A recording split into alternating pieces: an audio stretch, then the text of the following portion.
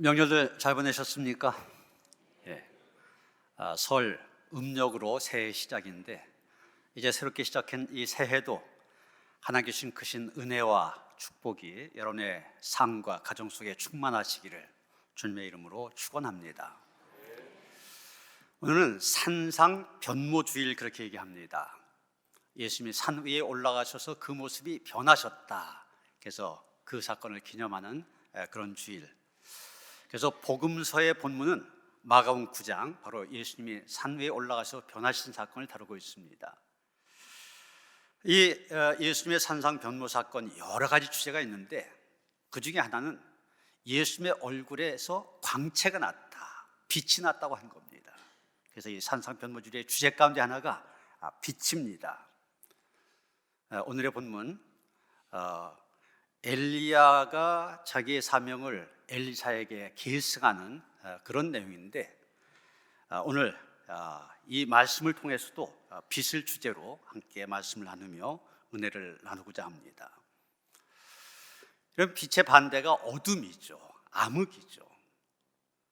세계 역사를 보면 암흑의 시대 이렇게 불려졌던 때가 있었습니다. 476년 로마 제국이 멸망한 다음에 1510년 마틴 루터의 종교개혁이 있기까지 이 시기를 중세기라 그렇게 얘기하는데 이 중세기, 다른 말로 암흑시대 이렇게 부릅니다. 그런데 이 중세기를 암흑시대로 만든 그 중심에는 가톨릭 교회가 있습니다.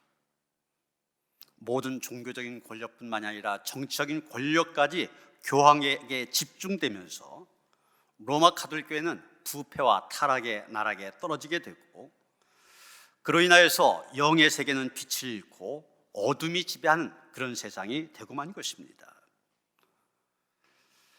여러분, 마틴 루터가 종교개혁을 일으킬 수밖에 없었던 여러 가지 이유가 있지 않습니까? 면죄부를 판매했습니다. 자기뿐만이 아니라 조상들도 구원받기 위해서는 면죄부를 사야 된다. 그래서 면죄부를 판매했고 주교나 사제 등 성직을 돈을 주고 사고 팔았습니다. 성직 매매가 이루어졌습니다. 자기들이 가르치는 것을 따르지 않는다고 하여서 마녀 사냥을 통하여서 무죄한 사람들 죽음으로 몰아넣기도 하였습니다. 중세시대 최고의 악은 십자군 전쟁이라 말할 수 있을 것입니다. 성지인 예루살렘을 회복한 것, 그것은 하나님이 원하신 거다, 이런 명분을 가지고서 기독교 국가들이 전쟁을 일으켰습니다. 약 200년 동안 8차례에 걸쳐 벌어진 이 십자군 전쟁, 초교회는 성지를 회복한다, 이런 종교적인 신앙심에서 시작이 되어졌지만 갈수록 세속적인 탐욕을 추구하게 되었고 나중에는 하나님의 이름을 빌린 돈벌이 전쟁으로 추락했습니다. 200여 년에 걸쳐 일어난 전쟁을 통하여 민간인 포함 수백만 명이 목숨을 잃었습니다. 여러분, 지금도 우리가 우크라이나, 러시아, 또 이스라엘, 팔레스타인 전쟁을 통하여서 이 전쟁의 비참함을 보고 있지 않습니까? 200년 동안 이 전쟁, 얼마나 그 시대가 어둠의 시대, 암흑의 시대였는지를 보여주고 있습니다. 우리가 세계사가 아니라 이스라엘 역사 속에서 암흑의 시대를 찾는다면 당연히 엘리야와 엘리사 시대를 말할 수 있을 것입니다. 그 당시 북이스라엘은 아방이 통치하고 있었고 이 아방의 뒤에는 이세벨이라고 하는 정말 무시무시한 왕비가 있었습니다.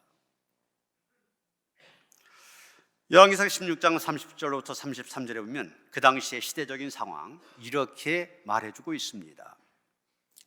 오므리의 아들 아합이 그의 이전의 모든 사람보다 여호와 보시기에 악을 더욱 행하여 느밧의 아들 여로보암의 죄를 따라 행한 것을 오히려 가볍게 여기며 시돈 사람의 왕 엣바알의 딸 이세벨을 아내로 삼고 가서 바알을 섬겨 예배하고 사마리아에 건축한 바알의 신전 안에 바알을 위하여 제단을 쌓으며 또 아세라상을 만들었으니 그는 그 이전에 이스라엘의 모든 왕보다 심히 이스라엘 하나님 여호와를 노하시게 하였더라.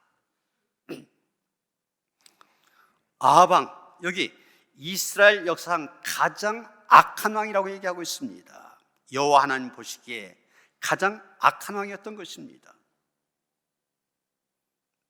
악한 왕이 다스리는 그 당시의 사회, 영적으로 너무나 암울할 수밖에 없었던 것입니다.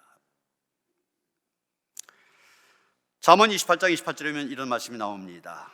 악인이 일어나면 사람이 숨고 그가 멸망하면 의인이 많아지느니라. 악한 왕이 통치하게 되면 사람들이 숨는다는 것입니다. 바른 말을 하고 정의를 외치다가 쥐도 새도 모르게 죽임을 당할 수 있기 때문에 다 숨는다는 것입니다. 지금 아합 왕 시대가 그랬습니다. 열왕기상 19장 10절에 보면 엘리야가 하나님께 이런 호소를 한 내용이 나옵니다. 그가 대답하되 내가 만군의 하나님 여호와께 열심히 유별하오니 이는 이스라엘 자손이 주의 언약을 버리고 주의 제단을 헐며 칼로 주의 선자들을 죽였으며오며 오직 나만 남았거늘 그들이 내 생명을 찾아 빼앗으려 하나이다. 지금 나라 전체 분위기가 하나님을 섬기는 데서 떠나버렸습니다. 얼마나 죄악에 물들었느냐, 하나님의 선자들 다 죽일 정도였습니다. 하나님의 이름으로 백성들을 깨우치고 하나님 위해서 일한 사람, 오직 나 혼자만 남았다, 이런 생각이 들 정도로 온 나라 죄악과 우상으로 가득 차 있었습니다. 그리고 난 홀로 남았다고 생각한 엘리야 자신까지도 목숨의 위협을 느끼고 있었습니다. 이 어둠의 시대, 암흑의 시대, 이런 시대, 빛의 시대를 준비하기 위해서 부름받은 사람들, 그들이 바로 엘리야와 엘리사입니다.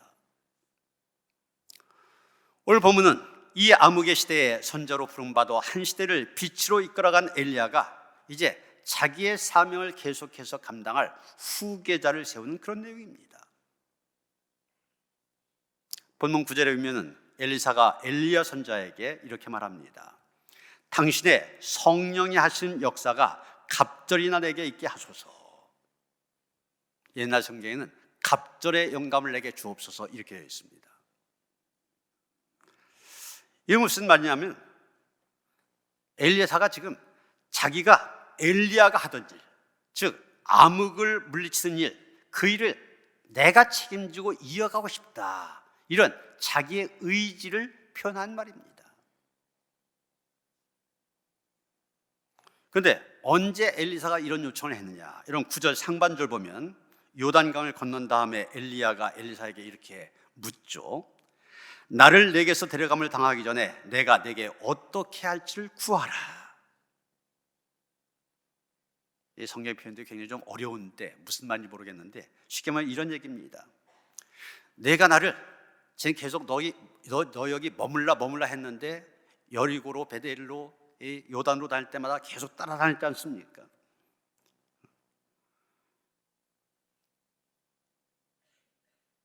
내가 나를 이렇게 끝까지 따라온 것을 보면 분명히 나에게 뭔가 요구하는 것이 있는 것 같은데 한번 말해봐라. 이제 하나님께서는 이 땅에서 데려가실 터인데 그 전에 내가 원하는 것이 무엇인지 한번 말해봐라, 이런 뜻입니다. 그랬더니 기다렸다는 듯이 엘리사가 한 말이 바로 이것입니다.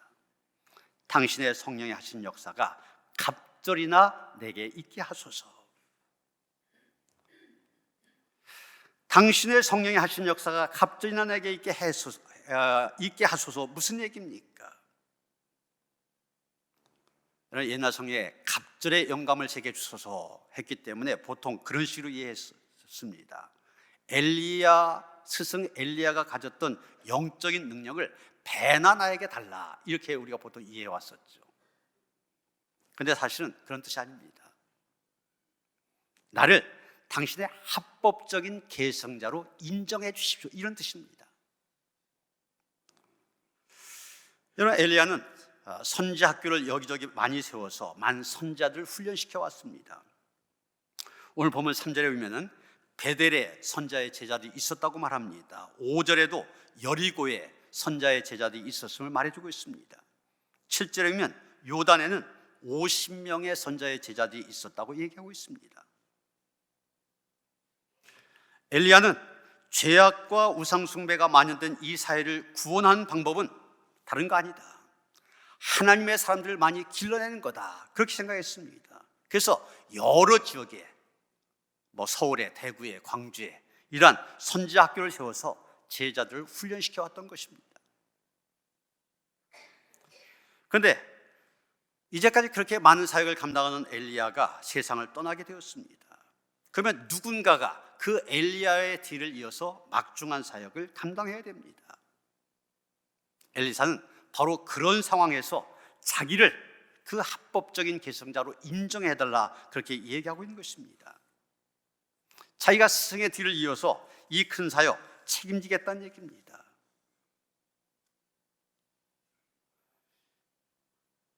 선생님에게 있었던 성령의 하신 역사, 갑절이나 내게 있게 해달라는 요구, 사실 그 당시 제도에 따른 요구입니다. 그 당시 율법이면 아버지가 돌아가시면 자녀들이 유산을 상속받게 되는데, 장자 같은 경우는 다른 아들들보다 2배를 더 받게 되어 있습니다. 그래서 유산을 2배로 받는다, 이 사람은 장자라, 이것을 증명하는 것입니다. 지금 엘리사가 성령의 하신 역사, 갑절이나 내게 있게 해달라, 바로 그런 뜻입니다. 지금 당시에 많은 제자들이 있는데 그 가운데 저를 장자로 인정해달라, 이런 뜻입니다. 그러면 왜 엘리사가 엘리야의 뒤를 이어 장자로 인정받고 싶어 하는 것입니까? 여러분, 이것을 아는 것이 중요합니다. 자기가 위대한 선지자 엘리야의 후계자라고 하는 것을 세상에 알려서 인기를 누리고 싶어서 그랬습니까? 결코 그렇지 않습니다. 좀 전에 말씀드린 것처럼 지금 이 시대, 이스라엘 역사 가운데 가장 영적으로 암울했던 시대, 최고의 암흑 시대입니다. 이런 때가 되면 사람들 어떻습니까? 보통 뒤로 빼려고 그럽니다. 시대가 어렵습니다. 암울합니다. 영적으로 올 때 캄캄한 밤과 다름이 없습니다. 이럴 때 누가 나서려고 합니까? 아무도 나서서 일하고 싶어 하지 않습니다. 다 한 발 뒤로 빼려고 합니다. 그런데 엘리사는 스승인 엘리야에게 말합니다. 저를 선생님의 합법적인 계승자로 인정해 주십시오. 제가 선생님이 하시던 그 일 계속하겠습니다. 지금 그렇게 요청하고 있는 것입니다. 선생님이 하시던 일 책임 맡아 하려면 엘리야가 왕비 이세벨에게 미움을 받아 목숨의 위협을 느꼈던 것처럼 그런 목숨의 위협이 자기에게도 닥칠지 모릅니다. 많은 주의 선자들이 죽임을 당했던 것처럼 엘리사도 그렇게 죽어야 하는지도 모릅니다. 그런데도 엘리사는 엘리야에게 요청하고 있습니다. 당신의 성령이 하신 역사 갑절이나 내게 있게 해달라. 자기가 스승이 하신 일 책임지고 이어가고 싶다는 얘기입니다. 여러분, 오늘 우리가 살고 있는 이 시대도 엘리사와 같은 사람을 필요로 하고 있습니다. 이제 국회의원 선거가 2달 남짓 남아있지 않습니까? 지금 많은 후보자들이 나서서 자기만이 이 지역에서 제일 일을 잘할 사람인 것처럼, 자기밖에 없고 자기만이 적임자인 것처럼 얘기합니다. 지금 어려운 살림도 내가 맡아야 되고, 부정과 부패가 만연된 이 제도와 사회에 나만이 개혁할 수 있다, 그렇게 얘기합니다. 그런데 어떻습니까? 정말 그럴 가운데 나라와 지역을 구해보겠다는 그 한 가지 생각으로 후보가 된 사람, 과연 얼마 되겠습니까? 그들이 얻고 싶어하는 바로 그 자리가 아무런 명예도 없고 주어진 이익도 없다면 그렇게 길을 쓰고 그 자리에 들어가려고 하겠습니까? 그래도 그 자리에 올라가면 뭔가 주어진 것이 있고 그러니까 돈을 써가면서 상대방으로부터 비방의 소리를 들어가면서 나선 거 아닙니까? 그 자리가 정말 순수하게 봉사한 자리요, 자신을 위해서가 아니라 다른 사람을 위하여 십자가를 져야 하는 그런 자리라면 과연 그런 자리에 올라가려고 한 사람 얼마나 되겠습니까? 우리 사회는 내가 대통령이 되고 내가 국회의원이 되고 내가 어떤 정치나 명예 자리에 올라가야 된다 생각하는 사람보다도 정말 말없이 보이지 않는 자리에서 묵묵히 일하려고 하는 사람이 필요합니다. 의를 위해서라면 어떤 박해나 고난도 감내하겠다는 순교자적인 자세를 가진 사람이 필요합니다. 자신의 이익을 추구하지 않고 다른 사람이 나를 밟고 올라가도록 디딤돌이 되어줄 사람이 필요한 것이 우리 사회입니다. 여기 지금 성경에 엘리사가 바로 그런 역할을 하고자 했던 것입니다. 분명 엘리야의 뒤를 이어서 그 엘리야가 맡았던 일을 계속 한다고 한 것, 왕과 권력층으로부터 미움을 받게 된 일입니다. 죽음의 위협까지도 받게 될 것입니다. 그러나 그 일 누군가 하지 않으면 안 됩니다. 아무도 그 일을 하지 않겠다고 하면 그 사회에 정말 희망이 없어지고 맙니다. 하나님을 떠나 그 어디에도 희망이 보이지 않는데 아무도 책임을 지지 않는다면 그런 나라 망할 수밖에 없습니다. 이것이 엘리사가 나선 이유입니다. 엘리사는 지금 명예로운 자리에 오르고 싶어서 나선 것이 아닙니다. 모두가 맡기를 꺼리는 자리를 요구하고 있는 것입니다. 죽음의 자리가 될 수도 있고 십자가의 자리가 될 수도 있지만 엘리사는 바로 그 자리를 요청하고 있는 것입니다. 여러분 어떤 자리에 오르고 싶습니까? 보통 사람이나 다름없이 내 욕심을 채울 수 있고 내게 무언가 이익이 떨어지는 자리를 찾기 위해서 동분서주하고 있지 않습니까? 사람들이 알아주고 내 호주머니에 뭔가 동전 하나라도 주어진 일, 그러면 주저하지 않고 달려가면서 하나님을 위하여 십자가를 져야 하는 자리 외면하고 있지 않습니까? 여러분의 신앙 지금 무엇을 보고 있는지 한번 생각해 보시길 바랍니다. 여러분의 눈에 먼저 들어오는 것이 무엇입니까? 과연 하나님의 나라, 그의 의의가 먼저 보입니까? 아니면 무엇을 먹을까, 무엇을 마실까, 무엇을 입을까, 그런 현실적이고 자기중심적인 그런 삶이 먼저 보이고 있습니까? 우리 교회에도 엘리사와 같은 사람이 필요합니다. 자기를 먼저 생각하는 것이 아니라 교회를 먼저 생각하고 주님을 먼저 생각하는 일꾼들이 많아져야 됩니다. 주님이 맡겨주신 일을 위해서라면 나의 유익이나 나의 평탄함 포기할 수 있어야만 됩니다. 사람들로부터 칭찬받는 자리가 아니라 할지라도, 아니 오히려 욕을 먹고 미움을 받는다 할지라도 주님을 위해서라면 기꺼이 그 자리를 지키고 있겠노라, 이런 믿음을 가진 일꾼들이 필요한 것입니다. 그런데 여러분, 엘리사 이런 요청과 결단을 가지고 나왔는데 원래 그가 어떤 사람이었습니까? 열왕기상 19장 19절부터 21절까지 말씀 보면 이 엘리사 안정적인 농부의 삶을 포기하고 엘리야를 따르는 것을 보게 됩니다. 엘리사라는 사람 원래 농사짓는 사람이었습니다. 스승 엘리야를 만났을 때도 소 12결이, 12결에만 24마리를 얘기합니다. 12쌍이라는 얘기인데 이 24마리를 가지고 밭을 갈고 있었습니다.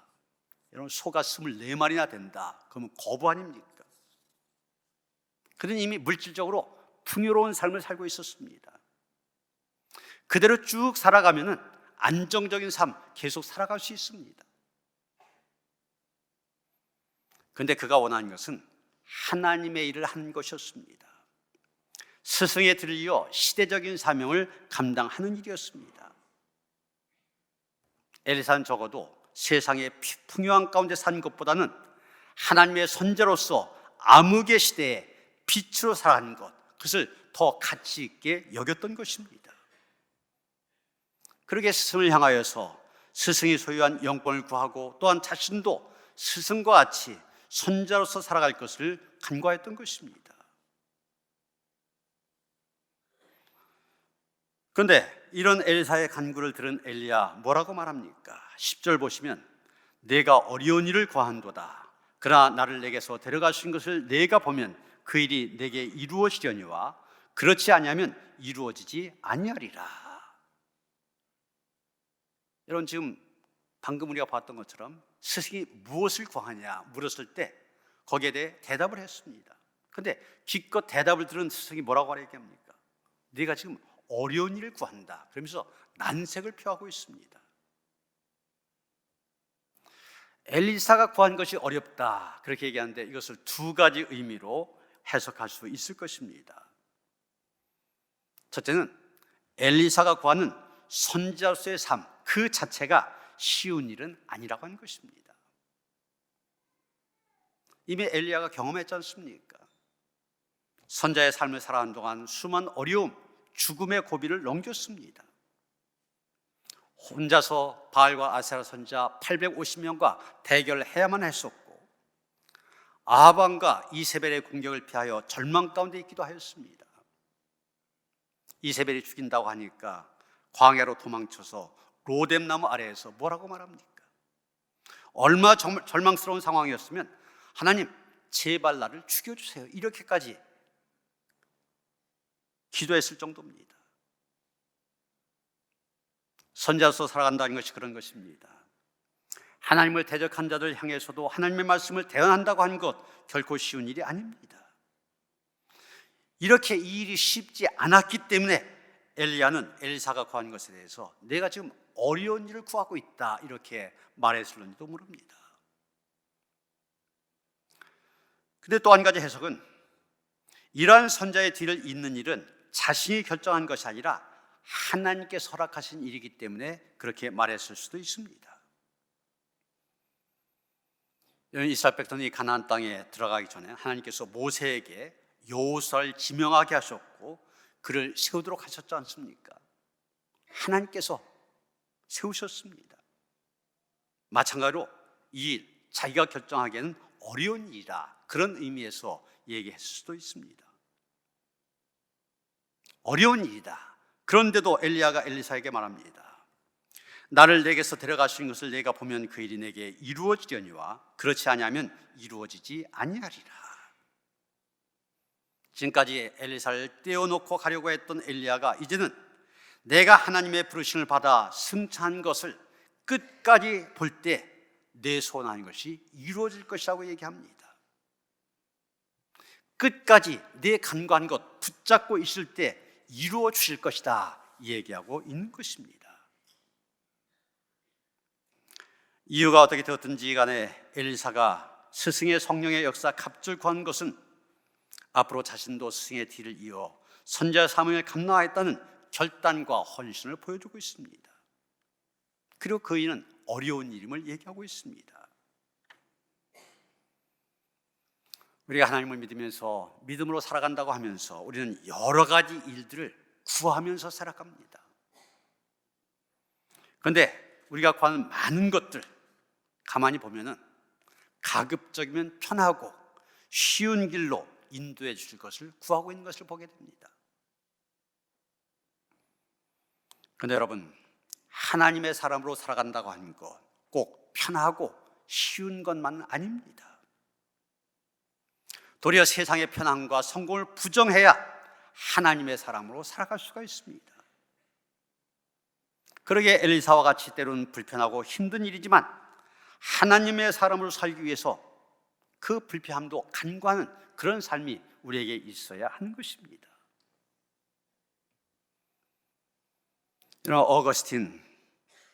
이 어거스틴이 자신의 죄악과 방황의 날들을 참회록이란 책에서 솔직하게 고백하고 있습니다. 그는 자신이 소위 극장의 즐거움을 떨쳐버리지 못했다고 얘기합니다. 그 당시 극장에서는 무희들이 음란한 춤을 추기도 하였고 말초신경을 자극하는 각종 연극들을 공연하기도 하였습니다. 또 그는 어린 나이에 한 여인과 동거하여서 사생아를 낳기도 하였습니다. 그렇게 어둠의 삶을 살아던 어거스틴, 어느 순간 그 어둠의 삶에 대해 해이를 느끼고 그 삶에서 벗어나기 위해 몸부림을 치게 됩니다. 그래서 그 당시 로마 제국 안에 널리 퍼져 있던 마니교에 9년 동안이나 심취했었고, 최고 지도자인 파우스트를 만나서 자기의 영적인 고민을 해결해 보고자 애쓰기도 하였습니다. 그런데 파우스트가 그런 얘기를 해줍니다. 이 세상에는 처음부터 빛과 어둠이 있었다. 이건 뭐 없앨 수가 없는 거다. 이거 운명적인 이유론이 그렇게 얘기하는데 그런 이야기를 합니다. 어거스틴이 그 대담에 실망을 합니다. 그런 이론 안에서는 그가 지금 하고 있는 고민 해결할 수가 없었던 것입니다. 그 다음에 어거스틴은 단순한 원리를 깨우치게 됩니다. 그 단순한 원리가 뭐냐? 빛을 밝히면 어둠은 저절로 사라진다고 하는 것입니다. 여러분, 지금이 캄캄한 밤이어서 이 성전 안이 캄캄하다고 생각하세요. 그런데 그 순간 불이 켜집니다. 불이 켜진 순간, 빛이 들어온 순간 어둠은 사라지지 않습니까? 이것을 어거스틴이 깨닫게 된 겁니다. 그 다음부터는 그 빛 안으로 들어가기 위해서 무던히 애를 썼습니다. 그런데 또 깨달은 게 있어요. 이 빛 안으로 들어가는 거, 내가 노력해서 되는 것이 아니다. 전적인 하나님의 은총이라고 하는 걸 깨닫게 됩니다. 그 빛이 다름 아닌 하나님이요, 그분의 아들이신 예수 그리스도셨습니다. 예수님 자신이 그랬잖아요. 내가 바로 생명의 빛이다. 그 빛이 어거스틴의 삶 속에 들어오면서 그의 인생 어둠 속에서 벗어나 이제는 빛의 삶을 살아갈 뿐만 아니라 빛을 비추는 그런 인생을 살아갈 수 있게 된 것입니다. 사랑하는 성도 여러분, 엘리야 시대뿐만이 아니라 중세 시대뿐만이 아니라 어거스틴뿐만이 아니라 우리 역시 참으로 어둡고 암울한 세상을 살아가고 있습니다. 우리에게 희망의 사인을 보여주는 것 아무것도 없습니다. 기후변화, 기후위기로 인한 자연재해, 지구촌 곳곳에서 일어나고 있습니다. 여전히 인류는 전쟁의 위험과 헐벗음, 굶주림과 싸우고 있습니다. 그리고 이유 없는 테러의 공포 속에 노출되어 있습니다. 계속되는 경제 공황 속에서 청년들에게 일자리는 주어지지 않고 그래서 절망 속에 살아가고 있습니다. 정말 엘리사와 같은 믿음의 후계자들이 필요한 시대입니다. 세상이 하나님의 말씀을 잃어버리고 영적으로 죽어가는 이 시대를 향하여서 복음을 전할 엘리사가 필요한 시대입니다. 편하고 쉽고 영광된 일을 찾아서 믿음을 저버리는 사람이 아니라 힘들고 어렵지만 그러기에 하나님의 능력의 역사를 간구하며 사명을 감당할 엘리사, 우리가 바로 그 엘리사가 되어 이 어둠의 세상을 빛으로 환하게 비춰가는 그런 성도들 되어지기를 주님의 이름으로 축원합니다. 하나님, 우리 역시 우리의 죄악으로 인하여서 어둠 속을 살아가고 있습니다. 암흑의 세상을 살아가고 있습니다. 이러한 세상에서 하나님께서 우리를 빛의 사자로 불러주셨습니다. 엘리사처럼 하나님의 은혜, 하나님의 능력을 구하게 하시고 그 능력으로 인하여서 능히 어두운 세상을 비추어가는 빛의 사도로 살아가는 우리 모두가 되게 하여 주시옵소서. 우리 한 사람 한 사람이 세상의 어둠을 비추는 작은 빛이 되게 하여 주시옵소서. 예수 그리스도 이름 받들어 기도하여 싸움나이다. 아멘.